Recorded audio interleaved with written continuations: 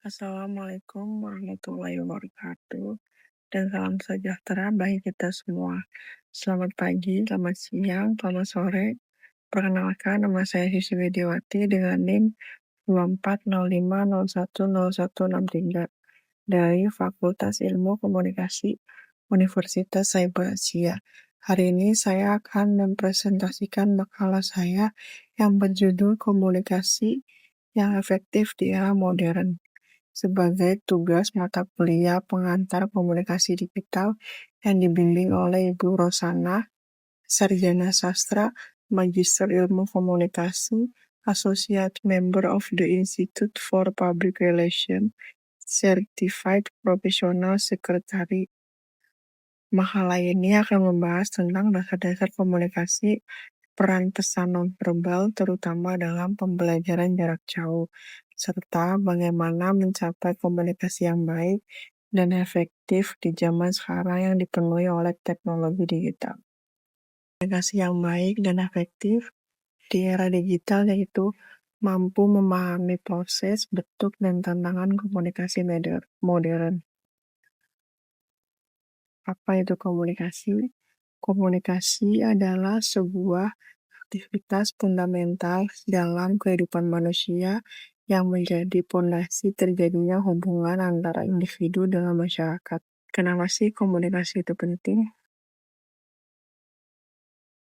Karena memungkinkan terjadinya interaksi sosial, menyampaikan pikiran, perasaan, dan informasi, membangun hubungan dan kolaborasi, mencapai tujuan bersama. Selanjutnya yaitu elemen komunikasi. Terdapat beberapa elemen komunikasi diantaranya yaitu komunikator, pengirim ataupun berpesan, pesan atau isi konten yang disampaikan, media atau saluran yaitu medium penyampaian pesan, komunikan yaitu penerima pesan, efek yaitu dampak yang ditimbulkan, feedback yaitu respon balik dari penerima.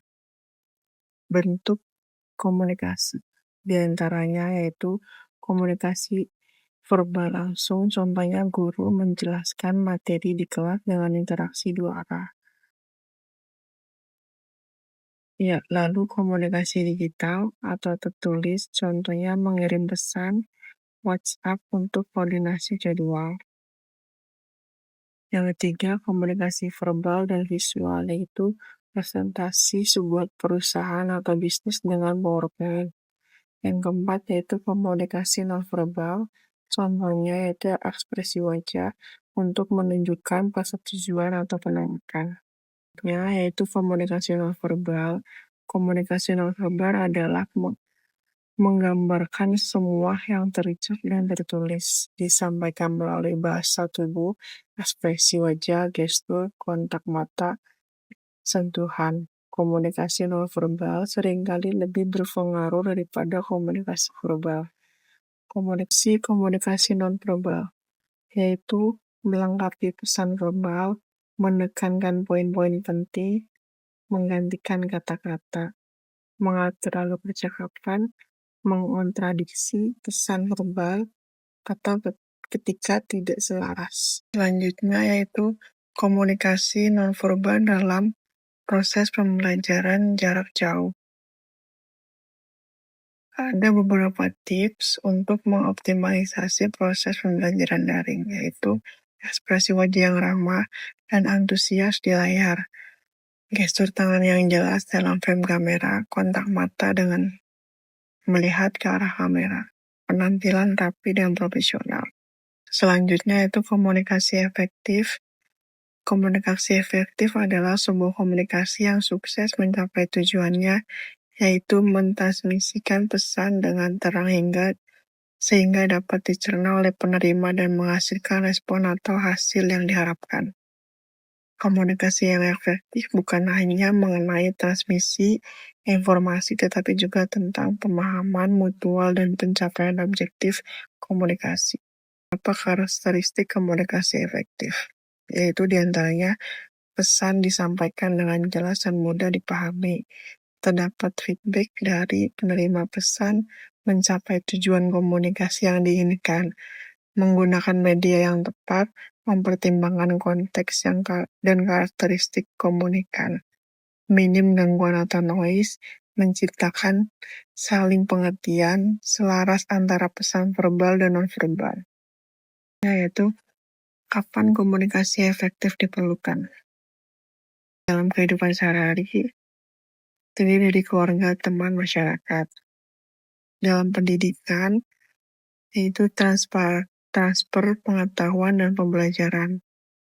Dalam lingkungan kerja, yaitu produktivitas dan kolaborasi. Selanjutnya, yaitu tantangan komunikasi. Tantangan dalam komunikasi efektif diantaranya yaitu perbedaan latar belakang, budaya, bahasa, dan nilai.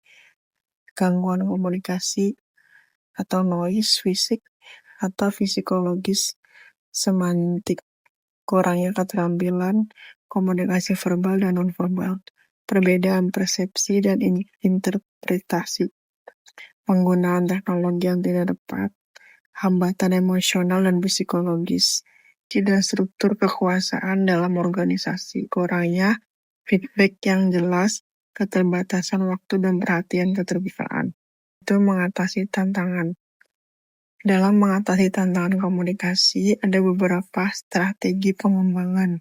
Di antaranya yaitu mengembangkan keterampilan komunikasi secara berkelanjutan, meningkatkan kesadaran diri atau self-awareness, mengembangkan empati dan kemampuan mendengarkan aktif, bersedia untuk terus belajar dan beradaptasi, terbuka terhadap feedback, melakukan praktik reflektif. Kesimpulannya adalah komunikasi adalah sebuah proses fundamental yang melibatkan berbagai elemen dan bentuk. Dan komunikasi nonverbal memiliki peran sangat signifikan, bahkan dapat lebih berpengaruh dari verbal. Komunikasi efektif diperlukan dalam hampir setiap aspek kehidupan manusia. Berbagai tantangan dapat diatasi dengan pengembangan keterampilan yang berkelanjutan. Sekian presentasi dari saya. Saya ucapkan terima kasih. Assalamualaikum warahmatullahi wabarakatuh.